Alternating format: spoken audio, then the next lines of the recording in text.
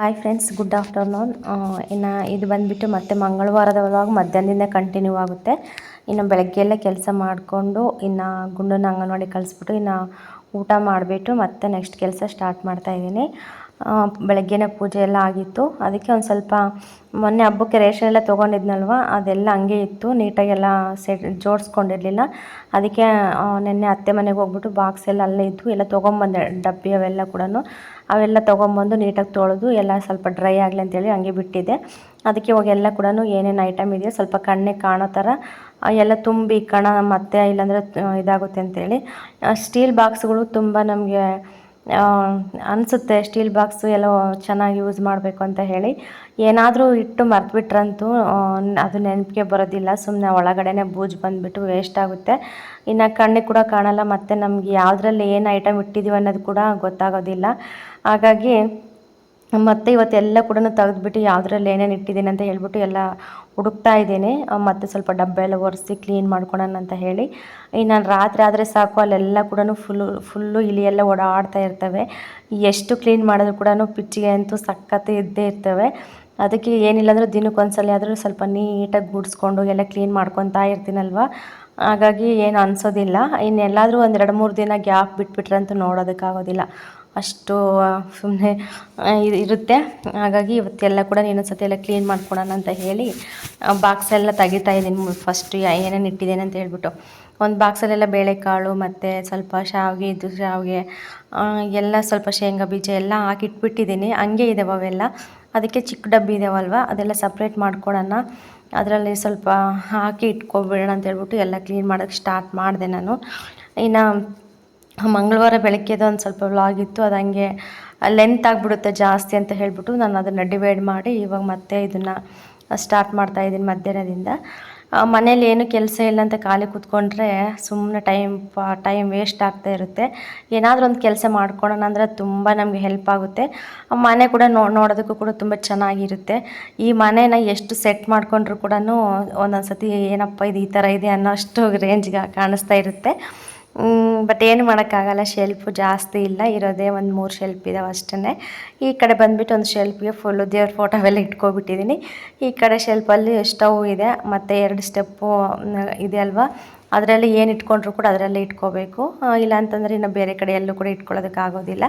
ಇನ್ನು ಅದರಲ್ಲೇ ಸ್ವಲ್ಪ ಅಡ್ಜಸ್ಟ್ ಮಾಡಿಕೊಂಡು ಎಲ್ಲ ಜೋಡಿಸ್ಕೊತಾ ಇದ್ದೀನಿ. ಈ ಕಂಟೈನರ್ಸ್ ಮನೆ ಅಂದರೆ ಇವು ಒಂಥರ ಗೋಡನ್ ಥರ ಶೀಟ್ ಮನೆ ಅಂತೀವಲ್ವ, ಇದು ಅದೇ ಥರನೇ. ಇನ್ನು ಇಂಥದ್ರಲ್ಲೇ ಫುಲ್ಲು ರೂಮುಗಳೆಲ್ಲ ಮಾಡಿಬಿಟ್ಟು ಒಂಥರ ಚೆನ್ನಾಗಿ ಮಾಡ್ತಾರೆ, ಒಂಥರ ಡಿಸೈನ್ ಆಗಿ. ಸದ್ಯಕ್ಕೆ ಅವರು ಮುಂಚೆ ಪಾಪ ಈ ಥರ ಒಂದು ರೂಮ್ ಮಾಡಿದ್ದಾರೆ ಅಷ್ಟೇ. ಸಾಕು, ಪುಣ್ಯಕ್ಕೆ ಇಷ್ಟ ಆದರೂ ಸಿಕ್ಕಿದೆ ಅಂದ್ಕೊಂಡು ಖುಷಿ ಪಡಬೇಕು. ಇನ್ನು ಮಳೆಗಾಲ ಅಂತೂ ಸ್ಟಾರ್ಟ್ ಆಗಿಬಿಟ್ರಂತೂ ಇರೋದಕ್ಕೆ ಒಂಥರ ಅನಿಸ್ಬಿಡುತ್ತೆ, ಅಷ್ಟು ಭಯಂಕರ ಅನಿಸುತ್ತೆ. ಇನ್ನು ತೋಟದಲ್ಲಿ ಬೇರೆ ಇದ್ದೀವ, ಇನ್ನು ಮತ್ತು ಏನಾದರೂ ಬರ್ತಾನೆ ಇರ್ತವೆ, ಹುಳ ಉಪ್ಪಡೆಲ್ಲ ಬರ್ತಾ ಇರ್ತವೆ, ಒಂದು ಸ್ವಲ್ಪ ಭಯ ಅನಿಸುತ್ತೆ. ಸದ್ಯ ನಾವು ನೈಟ್ ಇಲ್ಲಿ ಮಲ್ಕೊಳ್ಳೋದಿಲ್ಲ, ಅಲ್ಲಿಗೆ ಹೋಗ್ತೀವಲ್ಲ ಹೊಸ ಮನೆಗೆ, ಅದಕ್ಕೆ ಏನು ತೊಂದರೆ ಇಲ್ಲ. ಇನ್ನು ಬೆಳಗ್ಗೆಯಿಂದ ಸಂಜೆವರೆಗೆ ಇಲ್ಲಿರೋದು, ಮತ್ತು ರಾತ್ರಿಗೆ ಅಲ್ಲಿಗೆ ಹೋಗ್ತೀವಿ. ಹಾಗಾಗಿ ಏನೂ ಸ್ವಲ್ಪ ಭಯ ಇಲ್ಲ. ಈ ಕಡೆ ಸುತ್ತಮುತ್ತ ಕೂಡ ಸರಿ ಗಿಡ ಎಲ್ಲ ಬೆಳ್ಕೊಂಡ್ಬಿಡ್ತವೆ ಸರಿಯಾಗಿ. ಇವಾಗ ಬೇಸಿಗೆ ಸದ್ಯಕ್ಕೆ ಏನೂ ಅಷ್ಟೊಂದು ಬೆಳ್ಕೊಂಡಿಲ್ಲ. ಇನ್ನೇನಾದರೂ ಮಳೆ ಸ್ಟಾರ್ಟ್ ಆದ್ರಂತೂ ಆ ಕಡೆ ನಮ್ಮ ಹೊಲ ಪಕ್ಕ ಬೇರೆ ಹೊಲ ಎಲ್ಲ ಇದೆ ಅಲ್ವಾ, ಅದೆಲ್ಲ ಫುಲ್ಲು ಬಂದರೆ ಗಿಡ ಅದು ಇದು ಸಖತ್ತು ಕಾಡು ಬೆಳ್ಕೊಂಡ್ಬಿಡುತ್ತೆ. ಅವಾಗ ಒಂದು ಸ್ವಲ್ಪ ಭಯ ಅನ್ನಿಸ್ತಾ ಇರುತ್ತೆ. ಕಾಡಂದಿ ಜಾಸ್ತಿ ಇದ್ದಾವೆ, ಹಂದಿ ಮತ್ತು ಕರಡಿಗಳು ಅವೆಲ್ಲ ಕೂಡ ಇದ್ದಾವೆ, ಸ್ವಲ್ಪ ಪ್ರಾಣಿಗಳೆಲ್ಲನೂ. ಅದಕ್ಕೆ ಸ್ವಲ್ಪ ಭಯ ಅನಿಸುತ್ತೆ. ಅದು ಬಿಟ್ಟರೆ ಏನು ಕೂಡ ಭಯ ಇಲ್ಲ, ಆರಾಮಾಗಿರ್ಬೋದು. ಇನ್ನು ನಾನು ಒಬ್ಬಳೇ ಇರ್ತೀನಿ, ನಮ್ಮ ಮನೆಯವರು ಇದ್ದರೆ ಇರ್ತಾರೆ, ಇಲ್ಲಾಂದರೆ ಊರೊಳಗೆ ಹೋಗ್ತಾ ಇರ್ತಾರೆ ಬರ್ತಾ ಇರ್ತಾರೆ. ಏನಾದರೂ ಕೆಲಸ ಇದ್ದರೂ ಹೋಗ್ತಾರೆ, ಇಲ್ಲಾಂದರೆ ಇಲ್ಲೇ ಇರ್ತಾರೆ. ಅವ್ರು ಬರೋವರೆಗೂ ಕೂಡ ಇನ್ನು ನಾನು ಒಬ್ಬಳೇ ಇರ್ತೀನಿ. ಅಭ್ಯಾಸ ಯಾವಾಗಲೂ ಕೂಡ ಒಂಟಿಯಾಗಿ ಇದ್ದು ನನಗೆ ಆಗಲೇ ಅಭ್ಯಾಸ ಆಗಿಬಿಟ್ಟಿದೆ. ಹಾಗಾಗಿ ಅವರೇ ಬೇಕು ಇವರೇ ಬೇಕಂತ ಏನು ಅನಿಸೋದಿಲ್ಲ. ನಾನು ಎಷ್ಟೇ ಜನ ಮಧ್ಯೆ ಇದ್ದರೂ ಕೂಡ ನನಗೆ ಆ ಫೀಲಿಂಗ್ ಬಂದುಬಿಡುತ್ತೆ. ಹಾಗಾಗಿ ನನಗೆ ಇವಾಗ ಏನು ಅನಿಸೋದಿಲ್ಲ, ಆರಾಮಾಗೇ ಇರ್ತೀನಿ. ಇನ್ನು ನನ್ನ ಪಾಡಿಗೆ ನಾನು ಕೆಲಸ ಮಾಡಿಕೊಂಡು ಒಟ್ಟು ಏನೋ ಕೆಲಸ ಇದ್ರಂತೂ ಸುಮ್ಮನಿರೋದಿಲ್ಲ, ಏನಾದರೂ ಒಂದು ಮಾಡಿಕೊಂಡು ಇರ್ತೀನಿ. ಹೀಗೆ ಜೀವನ ಅನ್ನೋದು ಒಂದೇ ಥರ ಇರೋದಿಲ್ಲ, ಎಲ್ಲದಕ್ಕೂ ಕೂಡ ನಾವು ಸಿದ್ಧವಾಗಿರಬೇಕು. ಒಂಟಿ ಜೀವನಕ್ಕೂ ಸಿದ್ಧವಾಗಿರಬೇಕು, ಫ್ಯಾಮಿಲಿ ಜೊತೆನೇ ಇರಬೇಕು, ಮತ್ತು ರಿಲೇಷನ್ ಜೊತೆಗೆ ಇರಬೇಕು ಎಲ್ಲ ಟೈಮ್ ಯಾವ್ಯಾವ ಟೈಮ್ ಹೆಂಗೆ ಬರುತ್ತೆ ಹಂಗೆಲ್ಲ ಕೂಡ ಅಡ್ಜಸ್ಟ್ ಆದರೆ ಅದು ತುಂಬ ಒಳ್ಳೆಯದು. ಮತ್ತು ಯಾವಾಗಲೂ ಒಂದೇ ಥರ ಇದ್ಬಿಟ್ಟು ಈ ಥರ ಸಡನ್ನಾಗಿ ನಾವು ಸಪ್ರೇಟ್ ಇದ್ದಾಗ ಇಲ್ಲ ಒಂಟಿಯಾಗಿದ್ದಾಗ ಆ ಫೀಲನ್ನು ತುಂಬ ಬಂದುಬಿಡುತ್ತೆ. ಎಷ್ಟೋ ಜನ ಕೂಡ ಒಂಟಿತನ ಅನುಭವಿಸ್ಲಾರ್ದೆ ಸೂಸೈಡ್ ಕೂಡ ಮಾಡ್ಕೊಬಿಟ್ಟಿದ್ದಾರೆ, ಅಷ್ಟು ಮೆಂಟಲಿ ಇದಾಗ್ಬಿಡುತ್ತೆ. ಹಾಗಾಗಿ ಮುಂಚೆಯಿಂದನೂ ಎಲ್ಲದಕ್ಕೂ ಕೂಡ ನಾವು ರೆಡಿ ಆಗಿರಬೇಕು, ಅಭ್ಯಾಸ ಮಾಡ್ಕೊಬಿಡ್ಬೇಕು. ಇದ್ದಾಗ ಹೆಂಗಿರಬೇಕು, ಇಲ್ದಿದ್ದಾಗ ಯಾವ ಥರ ಇದು ಮಾಡ್ಕೋಬೇಕು ಅಂತ ನಮಗೆ ನಾವು ಮನಸ್ಸಿಗೆ ಅರ್ಥ ಮಾಡ್ಕೊಂಡ್ರೆ ಏನು ಕೂಡ ಅನಿಸೋದಿಲ್ಲ, ಭಯನೂ ಅನಿಸೋದಿಲ್ಲ. ಇನ್ನು ಒಂಟಿಯಾಗಿ ಬರ್ತೀವಂದರೆ ನಾವು ಒಂಟಿಯಾಗೇ ಹೋಗ್ತೀವಿ, ಇನ್ನು ಯಾರು ಕೂಡ ನಮ್ಮ ಜೊತೆ ಬರಲ್ಲ, ಇನ್ನು ಯಾರು ಕೂಡ ನಮ್ಮ ಜೊತೆ ಇರೋದಿಲ್ಲ. ಹಾಗಾಗಿ ಎಲ್ಲ ಪ್ರತಿಯೊಂದು ಕೂಡ ಸಿಂಗಲ್ಲಾಗೆ ಇದು ಅನುಭವಿಸ್ಬೇಕಾಗುತ್ತೆ. ಹಾಗಾಗಿ ಏನು ಭಯ ಪಡಬಾರ್ದು ಹೇಳ್ಬೇಕಂತಂದರೆ. ಒಟ್ಟು ಯಾವ್ಯಾವ ಸಿಚುವೇಷನಲ್ಲಿ ಹೆಂಗಿರ್ತೀವೋ ಹಂಗಿರೋದನ್ನು ಕಲ್ತ್ಕೋಬೇಕಷ್ಟೇ. ಇನ್ನು ಫೈನಲಿ ಬೆಳಗ್ಗೆಯಿಂದ ಅಂದರೆ ಮಧ್ಯಾಹ್ನದಿಂದ ಸಂಜೆವರೆಗೂ ಕೂಡ ನನಗೆ ಅದೆಲ್ಲ ಕ್ಲೀನ್ ಮಾಡಿ ಸರ್ಕೆಲ್ಲ ತಂದಿದ್ನೆಲ್ಲ ಅದೆಲ್ಲ ಕೂಡ ಡಬ್ಬಿಗಳಿಗೆ ಹಾಕಿ ಮತ್ತೆ ಒರೆಸಿ ಎಲ್ಲ ಕ್ಲೀನ್ ಮಾಡಿ ಜೋಡಿಸೋಷ್ಟೊತ್ತಿಗೆ ಆಯಿತು. ಇನ್ನು ಬೆಳಗ್ಗೆ ಕೂಡ ತಿಂಡಿ ಮಾಡಿರೋ ಎಲ್ಲ ಪಾತ್ರೆ ಕೂಡ ಇದ್ವು, ಅವನ್ನೆಲ್ಲ ಇವಾಗ ತೊಳೆದು ಎಲ್ಲ ಕ್ಲೀನ್ ಮಾಡಿ ಇಡ್ತಾಯಿದ್ದೀನಿ.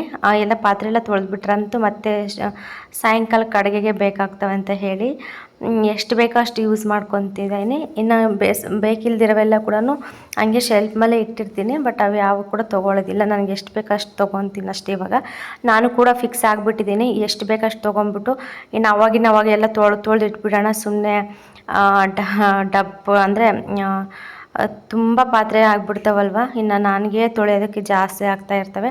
ಹಾಗಾಗಿ ಯಾವಾಗ ಅಡುಗೆ ಮಾಡ್ತೀವೋ ನಾವು ಖಾಲಿ ಆದ ತಕ್ಷಣ ಹಂಗೆ ತೊಳೆದಿಟ್ಬಿಟ್ರೆ ಮತ್ತು ಸಾಯಂಕಾಲಕ್ಕೆ ಅದೇ ಪಾತ್ರೆಯಲ್ಲಿ ಅಡುಗೆ ಮಾಡ್ಬೋದು, ಹಂಗೆ ಮಾಡ್ಕೊಳೋಣ ಅಂತ ಹೇಳಿ ಅಂದ್ಕೊಂಡಿದ್ದೀನಿ. ಅದೆಷ್ಟು ದಿನ ಫಾಲೋ ಮಾಡ್ತೀನೋ ಗೊತ್ತಿಲ್ಲ ನನಗೇನೆ. ಎಷ್ಟೋ ಸರಿ ನನಗೆ ಗೊತ್ತಿಲ್ಲದಿರೋದೇ ಎಷ್ಟೋ ಪಾತ್ರೆ ಆಗಿಬಿಟ್ಟಿರ್ತವೆ, ಅವಾಗ ಅನಿಸುತ್ತೆ ಇವೆಲ್ಲ ಹೆಂಗಾದವು ಅಂತ ಹೇಳ್ಬಿಟ್ಟು ಹಂಗಿರುತ್ತೆ. ಇನ್ನು ಒಬ್ಬೊಬ್ರು ಇದ್ದಂಗಂತೂ ಮಾಡ್ತಾ ಇರ್ತೀವ ಕೆಲಸ, ಏನು ಕೂಡ ಅನಿಸೋದಿಲ್ಲ, ಮಾಡೋಣ ಬಿಡು ನಮ್ಮ ಮನೆ ಕೆಲಸನೇ ತಾನೇ ನಾವು ಮಾಡ್ಕೊಳ್ಳೋದು ಅಂತ ಅನ್ನಿಸ್ತಾ ಇರುತ್ತೆ. ಇನ್ನು ಅದಕ್ಕೋಸ್ಕರ ಇನ್ನು ನಮ್ಮ ಮನೆಯವ್ರು ಕೂಡ ಇನ್ನೂ ಬಂದಿರಲಿಲ್ಲ, ಏನೋ ಕೆಲಸ ಇದೆ ಅಂತ ಹೇಳ್ಬಿಟ್ಟು ಇನ್ನು ಅವರು ಊರೊಳಗೆ ಹೋಗಿದ್ರು. ಇನ್ನು ನಾನು ಒಬ್ಬಳೇ ಅಲ್ವಾ, ಎಲ್ಲ ಕೂಡ ಮಾಡ್ಕೊತಾ ಇರ್ತೀನಿ.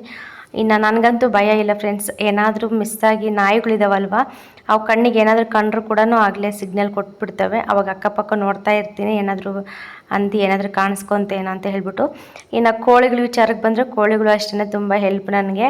ಏನಾದರೂ ಮಿಸ್ಸಾಗಿ ಹಾವು ಕಂಡುಬಿಟ್ರಂತೂ ಅವು ಹಂಗೆ ಕೂಗ್ತಾ ಇರ್ತವೆ, ಕೂಗ್ಕೊಂಡು ಬಂದುಬಿಡ್ತವೆ ಈ ಕಡೆ ಜಂಪ್ ಮಾಡಿಕೊಂಡು. ಅವಾಗ ಅನಿಸುತ್ತೆ ಓ ಎಲ್ಲ ಹಾವು ಕಂಡಿರುತ್ತೆ, ಅದಕ್ಕೆ ಇವು ಈ ಥರ ಅರಿಸ್ತಾ ಇದ್ದಾವೆ ಅಂತ ಆಗಲೇ ಗೊತ್ತಾಗ್ಬಿಡುತ್ತೆ. ಹಾಗೆ ಏನಾದರೂ ಕೆಲವು ಘಟನೆ ಸೂಕ್ಷ್ಮವಾಗಿ ನಾವು ಅಬ್ಸರ್ವ್ ಮಾಡಿಕೊಂಡ್ರೆ ನಮಗಾಗಲೇ ಫ್ಲಾಶ್ ಆಗಿಬಿಡುತ್ತೆ, ಓ ಇದಕ್ಕೆ ಈ ಥರ ಇದು ಮಾಡ್ತಾ ಇರೋದು ಅಂತ ಹೇಳಿ. ಇರಬೇಕು, ಪ್ರಾಣಿಗಳಿದ್ರೇ ತುಂಬ ನಮಗೆ ಹೆಲ್ಪ್ ಆಗುತ್ತೆ. ಅವನು ಕೂಡ ಅಷ್ಟೇ ಚೆನ್ನಾಗಿ ನೋಡ್ಕೋಬೇಕು. ಇನ್ನು ನಾನು ಪಾತ್ರೆ ಎಲ್ಲ ತೊಳೆದಿಟ್ಟಿದ್ದೆ ಲಾಸ್ಟು, ಮತ್ತೆ ವ್ಲಾಗ್ ಮಾಡಲಿಲ್ಲ. ಇನ್ನು ಸ್ವಲ್ಪ ಬೇರೆ ಕೆಲಸ ಇತ್ತು, ಅದೆಲ್ಲ ಮುಗಿಸ್ಕೊಂಡೆ. ಇದು ಬಂದುಬಿಟ್ಟು ಮತ್ತೆ ಸಂಜೆ ಕಂಟಿನ್ಯೂ ಮಾಡ್ತಾಯಿದ್ದೀನಿ. ಇನ್ನು ಪಾತ್ರೆ ಎಲ್ಲ ತೊಳೆದು ಅಲ್ಲೇ ಇಟ್ಟಿದ್ದೆ, ಇವಾಗ ತೊಗೊಬಂದು ಎಲ್ಲ ಸ್ಟ್ಯಾಂಡಿಗೆ ಜೋಡಿಸ್ತಾ ಇದ್ದೀನಿ. ಈ ಕಡೆ ಬಂದುಬಿಟ್ಟು ಅಡುಗೆಗೆ ಸ್ಟಾರ್ಟ್ ಮಾಡಿದ್ದೀನಿ.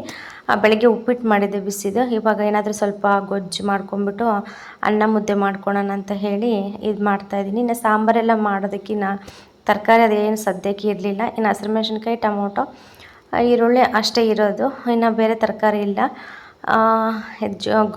ಜೋಳೆಕಾಯಿ ಇದ್ದಾವೆ, ಅಂದರೆ ಗೋರಿಕಾಯಿ ಅಂತೀವಲ್ವ, ಗೋರಿಕಾಯಿ ಇದ್ದಾವೆ. ಅದರಲ್ಲೇನೋ ಸ್ವಲ್ಪ ಬೇರೆ ಸಾಂಬಾರು ಥರ ಮಾಡಬೇಕು. ಇನ್ನು ನುಗ್ಗೆಕಾಯಿ ಇವೆಲ್ಲ ಕೂಡ ಮರದಲ್ಲಿದ್ದಾವೆ, ಏನಾದರೂ ಮಾಡ್ಕೊಳೋಣ ಸದ್ಯಕ್ಕೆ. ಇವಾಗ ಒಂದು ಸ್ವಲ್ಪ ಟೈಮ್ ಅಲ್ಲ, ಹಾಗಾಗಿ ಸಿಂಪಲಾಗಿ ಮಾಡೋಣ ಅಂತ ಹೇಳಿ ಏನು ಕೂಡ ತಲೆ ಕೆಡ್ಸ್ಕೊಳಕ್ಕೆ ಹೋಗಲಿಲ್ಲ. ಇನ್ನು ಟೊಮೊಟೊ ಹಣ್ಣು ಸುಡೋದಕ್ಕೆ ಇಟ್ಟಿದ್ದೀನಿ. ಒಂದೆರಡು ಟೊಮೊಟೊ ಹಣ್ಣು ಸುಟ್ಬಿಟ್ಟು ಇನ್ನು ಒಂದೆರಡು ಹಸಿರುಗಾಯಿ ಸ್ವಲ್ಪ ಎಣ್ಣೆಲಿ ಫ್ರೈ ಮಾಡಿಕೊಂಡು ಗೊಜ್ಜು ಮಾಡ್ಕೊಳೋಣ ಅಂತ ಹೇಳಿ. ಇನ್ನು ನೆನ್ನೆ ಪವಿತ್ರ ಮೀನು ಸಾಂಬಾರು ಮಾಡಿದ್ದಲ್ವ, ಮೀನು ಸಾಂಬಾರು ಹಾಕಿ ಕಳಿಸಿತ್ತು, ಅದು ಹಂಗೆ ಇತ್ತು ಸ್ವಲ್ಪ. ಇನ್ನು ಫ್ರಿಜ್ಜಲ್ಲಿ ಇಟ್ಟು ಬಂದಿದ್ದೆ, ಅದನ್ನು ಬಿಸಿ ಮಾಡಿದ್ರೆ ನಮ್ಮ ಮನೆಯವ್ರು ತಿಂತಾರೆ. ಇನ್ನು ನಾನು ಗೊಜ್ಜು ಮಾಡ್ಕೊಳೋಣ ಅಂತ ಹೇಳ್ಬಿಟ್ಟು ಇನ್ನು ಗೊಜ್ಜಿಗೆಲ್ಲ ರೆಡಿ ಮಾಡ್ಕೊತಾ ಇದ್ದೀನಿ. ಇನ್ನು ಕಲ್ಯಾಣನಿಗೆ ಉಪ್ಪಿಟ್ಟು ಅಂದರೆ ಫೇವರೇಟು.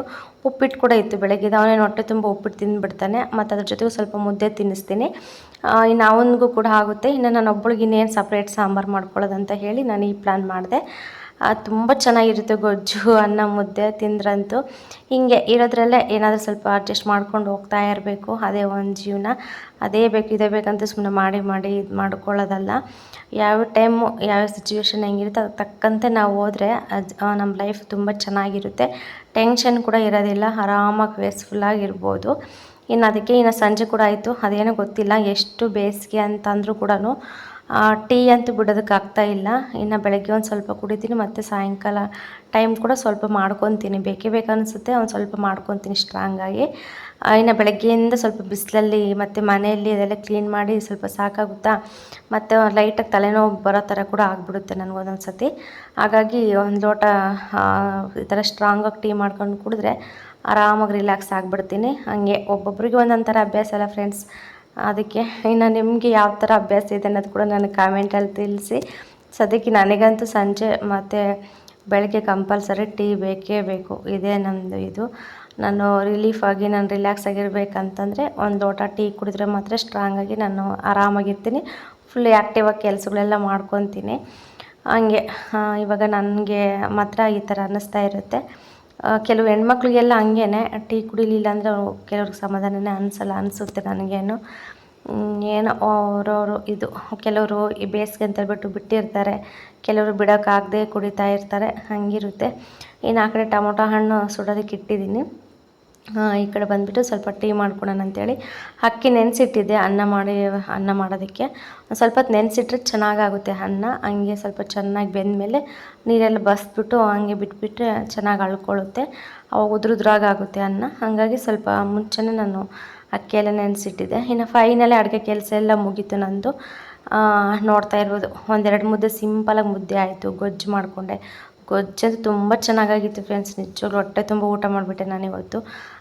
ಏನಿಲ್ಲ, ಸಿಂಪಲಾಗಿ ಹಸಿರು ಮೆಣಸಿನ್ಕಾಯಿ, ಒಂದೆರಡು ಟೊಮೊಟೊ ಹಣ್ಣು, ಸ್ವಲ್ಪ ಬೆಳ್ಳುಳ್ಳಿ ಮತ್ತು ಒಂದು ಸ್ವಲ್ಪ ಉಪ್ಪು ಇಷ್ಟೇ ಹಾಕಿ ಕಿವುಚಿದ್ದು. ಎಷ್ಟು ಚೆನ್ನಾಗಿತ್ತು ಅಂದರೆ ಸಖತ್ತಾಗಿತ್ತು. ಇನ್ನು ನಮ್ಮ ಮನೆಯವ್ರು ಮೀನು ಸಾಂಬಾರಲ್ಲಿ ತಿಂದರು. ಇನ್ನು ನಾನು ಗುಂಡ ಗೊಜ್ಜಲ್ಲಿ ತಿಂದ್ವಿ. ಅವನೊಂದು ಸ್ವಲ್ಪ ಉಪ್ಪಿಟ್ಟು ತಿಂದ. ಇಷ್ಟೇ ಸಿಂಪಲ್ ಲೈಫ್ ನಮ್ಮದು. ಸಿಂಪಲ್ಲಾಗೆ ಮಾಡ್ಕೋಬೇಕು. ಇನ್ನು ಅನ್ನ ಮಾಡಿದ್ದೆ. ಸ್ವಲ್ಪ ಅನ್ನ ಒಂದು ಸ್ವಲ್ಪ ತೆಗೆದ್ಬಿಟ್ಟು ಅದರಲ್ಲೇ ಮುದ್ದೆ ಮಾಡಿದ್ದೆ, ಮುದ್ದೆಗೆ ಹಾಕಿದ್ದೆ. ಇನ್ನು ಇಷ್ಟು ಅನ್ನ ಇನ್ನು ಸಾಕಾಗುತ್ತೆ, ಸುಮ್ಮನೆ ಮತ್ತೆ ಬೆಳಗ್ಗೆಗೆ ತಂಗಳಾಗುತ್ತೆ ಅಂತ ಹೇಳ್ಬಿಟ್ಟು ಇನ್ನು ಎಷ್ಟು ಬೇಕು ಅಷ್ಟೇ ಮಾಡ್ಕೊಂಡಿದ್ದು. ಇನ್ನು ಬಿಸಿ ಬಿಸಿ ಮುದ್ದೆ 2 ಮುದ್ದೆ ನೋಡ್ತಾ ಇರ್ಬೋದು. ಇನ್ನು ಹಾಟ್ ಬಾಕ್ಸ್ಗೆ ಹಾಕಿ ಇಟ್ಟಿದ್ದೆ. ಸ್ವಲ್ಪ ಲೇಟಾಗುತ್ತೆ ಊಟ ಮಾಡೋದು, ಸ್ವಲ್ಪ ತಣ್ಣಗಾಗುತ್ತೆ ಅಂತ ಹೇಳಿ. ಇನ್ನು ಫೈನಲಿ ನಾನು ವಿಡಿಯೋ ಮಾಡೋಣ ಎಲ್ಲ ಕ್ಲೀನಾಗಿ ಅಂದ್ಕೊಂಡ್ರೆ ಕರೆಂಟೇ ಹೋಯಿತು. ಅದಕ್ಕೆ ಫುಲ್ಲು ಈ ಥರ ಕಾಣಿಸ್ತಾ ಇದೆ. ಸ್ವಲ್ಪ ಬೆಳಕು ಕಡಿಮೆ ಇದೆ. ಇಲ್ಲಿ ನೋಡ್ಬೋದು, ಬೆಳಗ್ಗೆಯಿಂದ ಎಲ್ಲ ಕ್ಲೀನ್ ಮಾಡಿಬಿಟ್ಟು ಈ ಥರ ಜೋಡಿಸಿದ್ದೀನಿ. ಇವತ್ತು ಬಂದು ಏನೇನು ಐಟಮ್ ಎಲ್ಲ ಕಣ್ಣಿಗೆ ಕಾಣೋ ಥರ ಕೂಡ ಇಟ್ಕೊಂಡಿದ್ದೀನಿ. ಎಲ್ಲ ಡಬ್ಬಿಗಳಿಗೆ ಹಾಕ್ಬಿಟ್ಟು ಇನ್ನು ಸ್ಟೀಲ್ ಬಾಕ್ಸಲ್ಲಿ ಏನೇನು ಬೇಕೋ ಅದೆಲ್ಲ ಇಟ್ಕೊಂಡು ಇನ್ನು ಬೇಕಿಲ್ದಿರೋ ಕೂಡ ಹಿಂದಕ್ಕೆ ಇಟ್ಬಿಟ್ಟಿದ್ದೀನಿ ನೀಟಾಗಿ. ಇಷ್ಟೇ ಫ್ರೆಂಡ್ಸ್, ಸಿಂಪಲ್ ಮನೆ. ತುಂಬ ಚೆನ್ನಾಗಿದೆ, ನೀಟಾಗಿದೆ, ಸಾಕಿಷ್ಟೇ ಅನಿಸುತ್ತೆ. ಒಟ್ಟು ಯಾವ ಮನೆಯಲ್ಲಿ ನಾವು ಯಾವ ಥರ ನಮಗೆ ಅನುಕೂಲ ಇರುತ್ತೋ ಆ ಥರ ಇರಬೇಕು ಅಷ್ಟೇ. ಇನ್ನು ಈ ಕಡೆ ಬಂದುಬಿಟ್ಟು ಇನ್ನು ದೇವರು ಮನೆ.